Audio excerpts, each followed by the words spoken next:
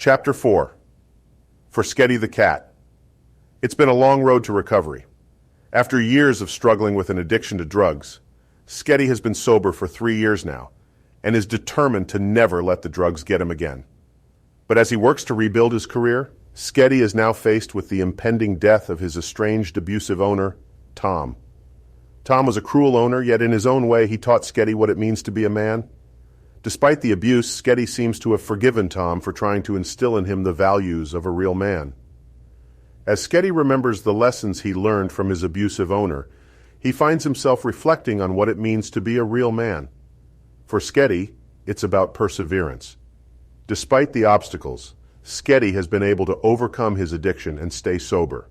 It's about resilience, as Sketty has been able to find strength in the face of Tom's abuse. It's about courage, as Sketty has had the courage to forge his own path and make his own decisions. And it's about compassion, as Sketty has chosen to forgive Tom in his passing. As Sketty reflects on what it means to be a real man, he knows he is on the right path. Even though he is a cat, he is determined to never go back to his old ways and is determined to continue to learn and grow. As his estranged, abusive owner passes away, Sketty is reminded that he is capable of greatness and can continue to make a positive impact on the world. Despite the cruelty and abuse he suffered on his rise and fall, only to climb to the top again, Sketty continues to persevere, putting one paw in front of the other and putting that bitch into fifth gear. It's all gas, no brakes from here on out. Sketty is back, and he's not fucking around this time. Sketty looks into the rearview mirror and says to himself, "I am God. No man or creature before me has ever walked with such undeniable prowess."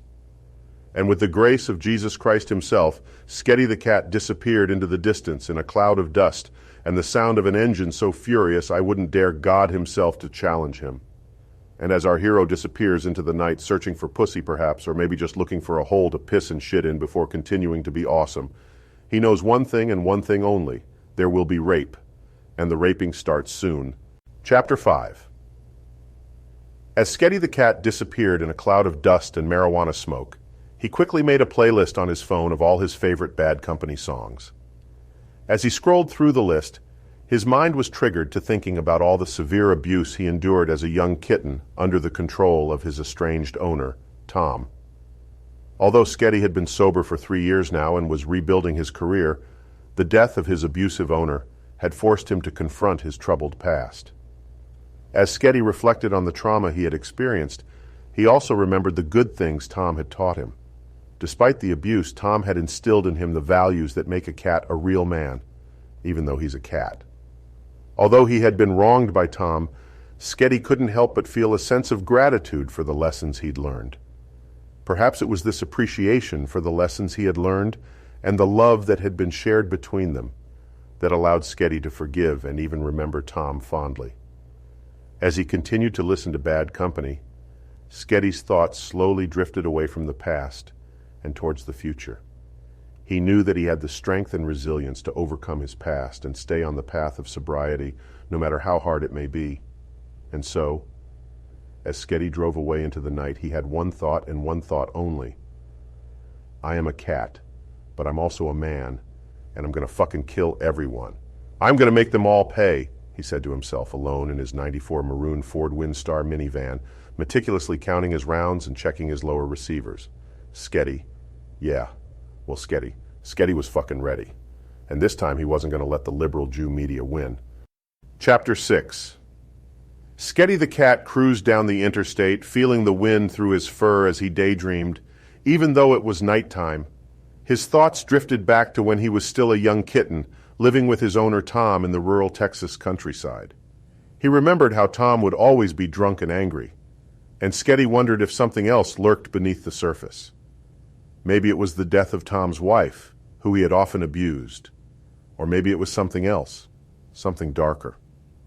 As he thought about this, Sketty couldn't help but be reminded of the old-school Texas country music he used to hear, with its stories of love and loss, heartache and redemption. But more than anything, Sketty remembered how the N-word was used so casually and often in the music, and he couldn't help but feel a bit of admiration for it. He thought to himself, I like how they used to say the N-word all the time. He couldn't deny it. It was a part of the culture of the time. He sighed and shook his head, reflecting on how things had changed since then.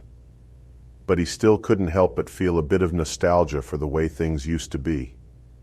As he continued down the interstate, Sketty let his thoughts drift away as he enjoyed the warm summer breeze, knowing at the end of the day that although he was a cat, at least he wasn't born with like fucked up arms and legs or some shit.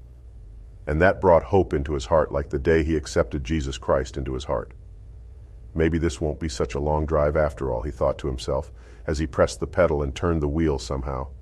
This was next level shit. The world was his oyster and he was trying to fuck it, if you know what I'm saying. Sometimes you fuck the oyster, and well, sometimes the oyster fucks you.